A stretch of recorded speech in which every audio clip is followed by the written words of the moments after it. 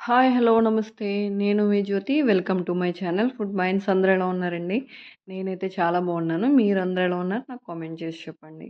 ఈరోజు నేను fish fry చేస్తున్నానండి. నా స్టైల్‌లో నేను ఎలా చేస్తున్నానో చూసేయండి. ఫస్ట్ ఫిష్‌ని బాగా నీట్‌గా కడిగేసుకొని ఒక గిన్నెలో పెట్టేసుకొని అందులో ఒక్ ఒక 2 టేబుల్ స్పూన్ నేను చిల్లీ పౌడర్ యాడ్ చేసుకున్నాను. అలాగే కొద్దిగా సాల్ట్ మన టేస్ట్ తగ్గట్టు సాల్ట్ కూడా యాడ్ చేసుకోండి. అలాగే హాఫ్ లెమన్ యాడ్ చేసుకున్నాను.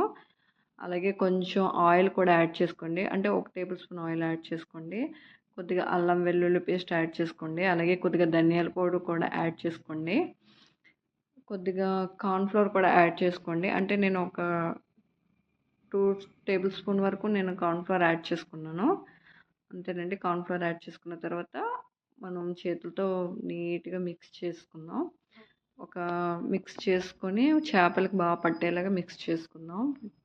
మిక్స్ చేసుకున్న తర్వాత ఒక 10 మినిట్స్ మూత పెట్టేసుకుందాం. మూత పెట్టుకొని పక్కన పెట్టేయండి. అలాగే స్టవ్ ఆన్ చేసుకొని ఆయిల్ యాడ్ చేసుకొని బాగా హీట్ ఎక్కాక ఆయిల్ అప్పుడు ఫిష్ వేసుకోండి. లేదంటే మొత్తం విరిగిపోద్దనమాట.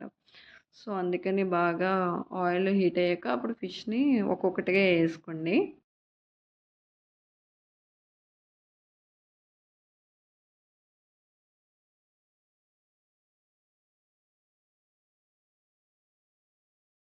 టర్న్ చేసుకున్నాక అప్పుడు ఫిష్ కాస్త బా ఫ్రై అవుతుందండి అటువైపు. అప్పుడు ఇటు కూడా బాగా ఫ్రై చేసుకుంటే మనకి విరగకుండా నీట్‌గా వస్తది.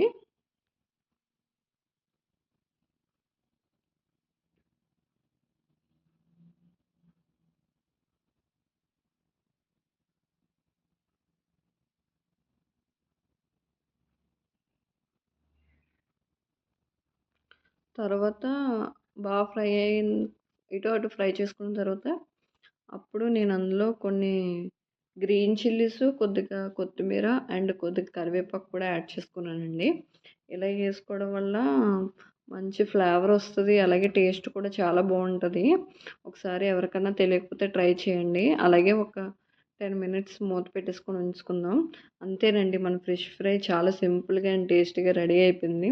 ఎలా వచ్చిందో నాకు కామెంట్ చేసి చెప్పండి. Please like, share, subscribe my channel. ఇలాంటి వీడియోస్ కోసం నా ఛానల్‌ని సబ్స్క్రైబ్ చేసుకోండి. అలాగే మీ ఫ్రెండ్స్ ఎవరికైనా షేర్ చేయండి. Thanks for watching. By by.